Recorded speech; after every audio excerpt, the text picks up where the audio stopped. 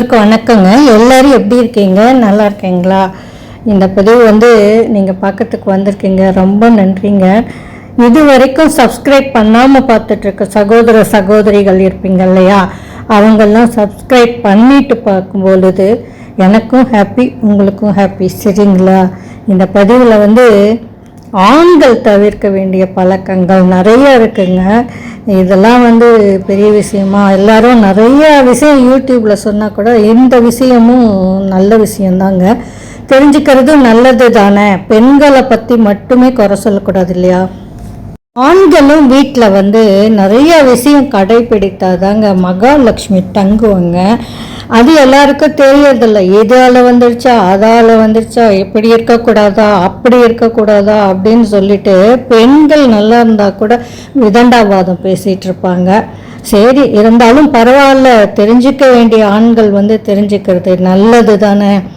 சில வீட்டில் என்ன பண்ணுவாங்கன்னா, ஆண்கள் விளக்கேற்றிட்டு சாமி கும்பிட்டுட்டு இதுக்கு போகிறது வழக்கம் உண்டு, வெளியில் போகிறது.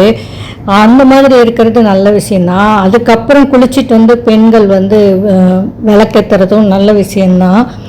சரிங்களா? ஆனால் என்ன பண்ணக்கூடாது, ஆண்கள் வந்துட்டு திருப்பி வரும்போதோ இல்லை இதை பண்ணுவதோ ஊதி அணைக்கக்கூடாதுங்க விளக்க கண்டிப்பாக. சரிங்களா?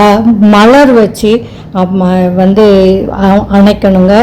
சரி, அடுத்த விஷயம் என்னன்னு பார்த்தீங்கன்னா, எண்ணெய் குளியல் சில பேர் எடுத்துக்குவாங்க. ரைட்டு, எடுத்துக்கிட்டோம். ஆனால் என்ன பண்ணுவாங்கன்னா, சொன்னால் கேட்காம வெள்ளிக்கிழமை அமாவாசையெல்லாம் எண்ணெய் குளியல் கண்டிப்பாக எடுத்துக்க கூடாதுங்க, தவிர்த்துடணும்.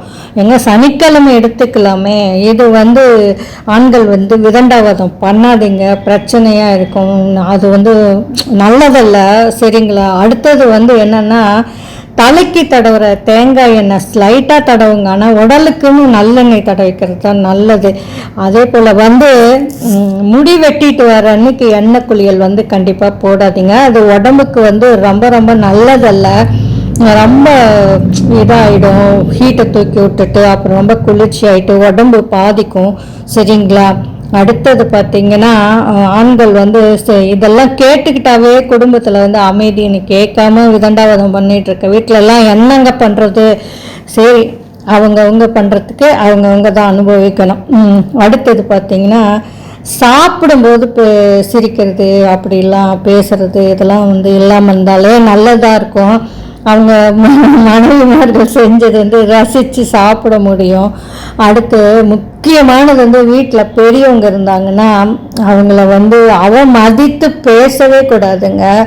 உங்களை பார்த்து தான் உங்கள் குழந்தைங்க, உங்கள் ஒய்ஃபு எல்லாம் பின்பற்றுவாங்க.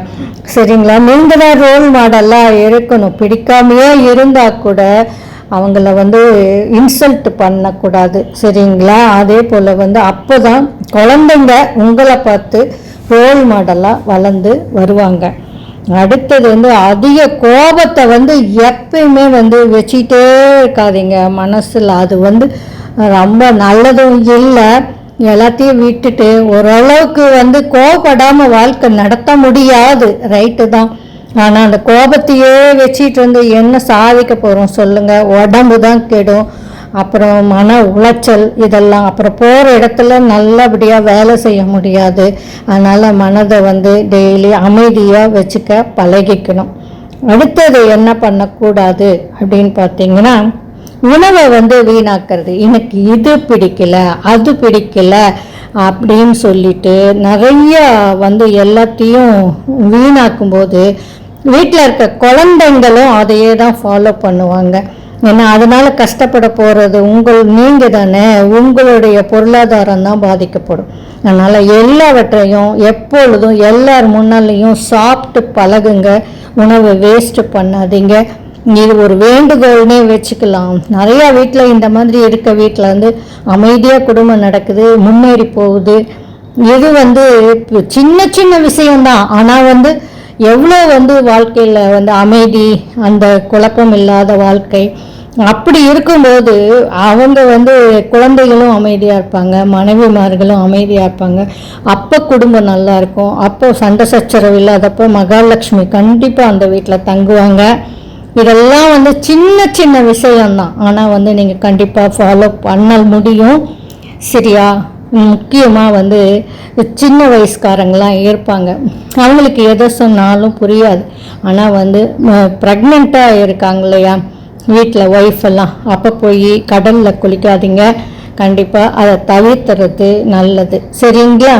அடுத்தது விஷயம் பார்த்தீங்கன்னா, நைட்டில் வந்து நகம் வெட்டுறதும் தவிர்க்கணுங்க. இதனால் ஆச்சா அதனால் ஆச்சா அப்படின்னு சொல்லிட்டுலாம் பண்ணாதீங்க.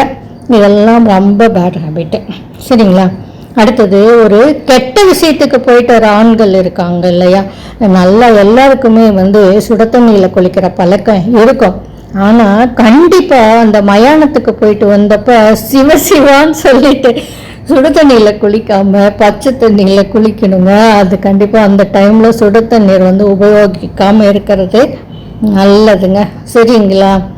அடுத்தது பார்த்திங்களா, வீட்டில் குழந்தைங்கள்லாம் இருப்பாங்க, புத்தகத்தெல்லாம் ரொம்ப மதிக்கணும். சரிங்களா? அதே போல் நம்ம கால் வந்து புத்தகத்தில் படக்கூடாது, உணவுலையும் படக்கூடாது. இதெல்லாம் ரொம்ப கேர்ஃபுல்லாக இருக்கணும். இதெல்லாம் மகாலட்சுமி எப்படி தவறி பட்டுட்டாலும் படாமல் இருக்க பார்த்துக்கணும். இதை பார்த்து வளர்கிற குழந்தைங்க நல்லா இருக்கும். இதெல்லாம் தவிர்க்க வேண்டிய பழக்கங்கள். கண்டிப்பாக நிறைய ஆண்கள் இதெல்லாம் செய்ய மாட்டேங்க. நல்ல பொருளாதாரத்தில் மேன்மை அடைய போகிற ஆண்கள் வந்து இந்த விஷயங்கள்லாம் கண்டிப்பாக செய்ய மாட்டாங்க. சரிங்களா? பெற்றோர்கள் மனதை வந்து கண்டிப்பாக புண்படுத்துகிற மாதிரி விஷயம் பேசக்கூடாதுங்க. அது வந்து உங்களை பாதிக்கும், உங்கள் தலைமுறையை பாதிக்கும், உங்கள் குடும்பத்தினுடைய நிம்மதியை பாதிக்கும், பொருளாதாரத்தை பாதிக்கும். அதெல்லாம் மனசில் வச்சுட்டு ஆண்கள் தவிர்க்க வேண்டிய பழக்கங்களும் இருக்குது இல்லையா? இப்போ அதனால் வந்து இதெல்லாம் தவிர்த்துட்டு இருக்கும் பொழுது நம்மளுடைய ஒழுக்கம் வந்து கண்டிப்பாக ஃபாலோ பண்ணும் பொழுது குழந்தைங்க, குடும்பம், மனைவி, மக்கள் அப்படின்னு ஒற்றுமையாக இருக்கும்போது கண்டிப்பாக அந்த குடும்பம் மேலே வராமல் போயிடுங்களா? மகாலட்சுமியோட அருள் கிடைக்காம போயிடுமா? நீங்கள் ரோல் மாடலாக இருக்க மாட்டீங்களா? எல்லாத்துக்கும் யோசனை பண்ணிவிட்டு இதெல்லாம் ஃபாலோ பண்ணுங்களா? சின்ன சின்ன விஷயம்தான், இதுக்கு மேலே நிறையா விஷயம் இருக்குது. ஆனால் உங்களுக்கு போர் அடிச்சிடும் இல்லையா? நன்றிங்க, வணக்கங்க.